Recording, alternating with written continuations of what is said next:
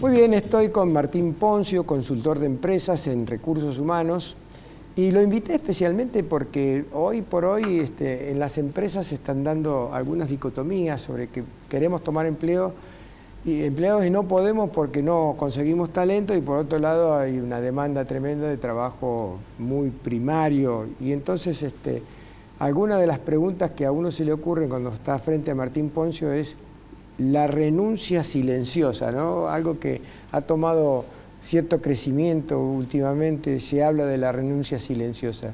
¿Cómo es ese tema?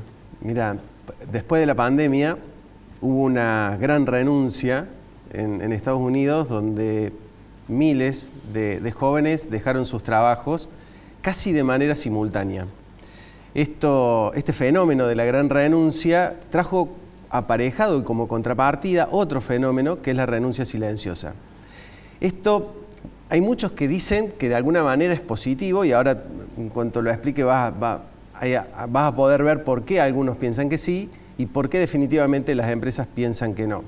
La renuncia silenciosa es cuando una persona está afectada a un empleo, opera y cumple. Hace lo que tiene que hacer y lo hace bien. Punto. Ahora, claro, porque entienden, hay toda una corriente psicológica que dice que vos usás el trabajo para vivir después. Es como si el trabajo no fuera parte de la vida. Es algo extraño, porque en realidad no hay forma de vivir y de pasar tu día sin estar dentro del trabajo, y definitivamente que uno evoluciona y crece dentro del trabajo, o al menos debería de ser las expectativas. Bueno, esta corriente dice lo contrario, dice: vos en tu trabajo cumplí, hace muy bien tu trabajo, cobra tu sueldo, que tu vida está después, ¿no? Es como que este escenario de querer generar un equilibrio, que en realidad no debería de ser tan así, porque uno debería de entender que el crecimiento personal y profesional también tiene mucho que ver el trabajo. El trabajo no solo dignifica a la persona, sino que le genera oportunidades. Hoy, pensar en que una empresa crece, no podríamos hacerlo si no estamos pensando en que las personas deseen crecer, en que las personas hagan un esfuerzo mayor del que le pido, de que se profesionalicen más, estudien más, aprendan otras tareas, hagan más, ¿no? Y eso también le genera un futuro distinto al profesional o al colaborador, porque empieza a nutrirse de otros conocimientos, de otras habilidades, de otras competencias que le permiten ascender profesionalmente, verticalmente en su propia organización o en otras organizaciones, como tantas veces sucede.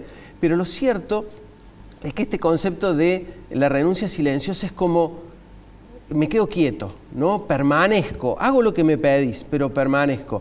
Esto definitivamente, cuando uno lo mira desde el lado organizacional, repercute fuertemente, porque la organización permanece quieta. Lo que lo hace mover, lo que le da energía, lo que la tracciona, lo que le hace evolucionar, son los colaboradores. Entonces, de alguna manera, permanecer quietos hace que todo esto definitivamente sea complejo para la organización pensar en crecer, porque los colaboradores no se enganchan, por decirlo de alguna manera, de este tren de decir: che, quiero ser más, quiero lograr mayores cosas. Sí, voy a hacer mi carrera dentro de la empresa. Claro, es como que lo negaran, ¿no? Y por eso se habla de lo silencioso, porque es como que lo negaran. Por el otro lado, conocemos ya las consecuencias de esto, porque si bien no existía en la magnitud que existe hoy, tenemos muchos casos de personas que permanecen muy quietas en su puesto de trabajo por muchos años. Ahora, cuando una organización que evoluciona, y pon el nombre que quieras, de Argentina, de Córdoba, de la que quieras, y vos las viste crecer, indudablemente que una persona que está plana en su puesto de trabajo y la organización crece, esa persona no acompañó el crecimiento. Cuando una persona no acompaña un crecimiento, ¿qué sucede? Se la desvincula. Entonces empezamos a tener personas con un muy bajo desarrollo profesional que han trabajado los últimos 15, 20 años en un lugar haciendo siempre lo mismo. Y la organización decide esa desvinculación porque la persona nunca encontró ese espacio de crecimiento. La desvincula y esa persona queda en el mercado del trabajo como desempleada, con un nivel de competencias muy, muy bajo y totalmente desactualizado. Ahora, La empresa, evidentemente, con esa situación que vos describís tan bien, tiene un problema la empresa con eso. Pero cuando uno entra en el valor comparativo, encuentra problemas superiores en la empresa, como por ejemplo, en cualquier país en vías de desarrollo o desarrollado, una empresa planifica a 5 como mínimo y a 15 años. Sí, claro. Y acá no puede planificar a 3 meses. Y eso es todo un conflicto para la empresa. ¿Cómo hacen las empresas hoy para transitar por ese camino tan pequeño, tan estrecho de conflicto? Lo cierto es que las empresas planifican a largo plazo. Lo que pasa es que en Argentina tienen una revisión mucho más seguida y ya tienen hasta nombres, ¿no? Tienen, por ejemplo, el 5+7, que es cuando en mayo se replanifica hasta diciembre, el 7+8, que es cuando en agosto se planifica hasta marzo del año siguiente. Bueno, le vamos encontrando la vuelta, digamos, a este ajuste permanente, pero la planificación está. Sí hacen planificaciones de mediano y largo plazo porque son definitivamente necesarias, sobre todo cuando son requeridas inversiones importantes. Entonces, definitivamente a largo plazo sí existe. ¿Y qué hacen cuando le cambian bruscamente 180 grados las políticas? Lloran. No, la verdad es que estamos como en un país donde a veces pasan esas cosas, con lo cual no es que sea tan extraño que eso pase, con lo cual se van tomando medidas, sobre todo en lo que es diversificación, toman medidas a nivel de negocio. Entonces, cuando se compromete algo, no se termina comprometiendo todo, se compromete una línea. Y de esa manera van como sosteniendo, ¿no? Como que van generando un equilibrio en esa diversificación que lograron hacer en el proceso de integración. ¿Qué pasa con la pérdida de empleabilidad en el mercado de trabajo? Tocaste uno de los temas más peligrosos para la Argentina, que es, el mundo sigue girando, cada vez se pone más exigente. Post pandemia, el mercado del trabajo elevó fuertísimamente la necesidad de competencias técnicas vinculadas a la computación, vinculadas a los sistemas y vinculadas a las comunicaciones, y definitivamente que no lo tenemos hoy desarrollado y nadie se está ocupando de las personas que están desocupadas. Porque las que están ocupadas, la empresa se está ocupando de levantar rápidamente el conocimiento en el uso de nuevas herramientas y nuevas tecnologías. Pero las que están desocupadas, no se está ocupando nadie. Entonces, ni siquiera el Estado. Menos, nadie. Cuando digo nadie es porque definitivamente no sucede.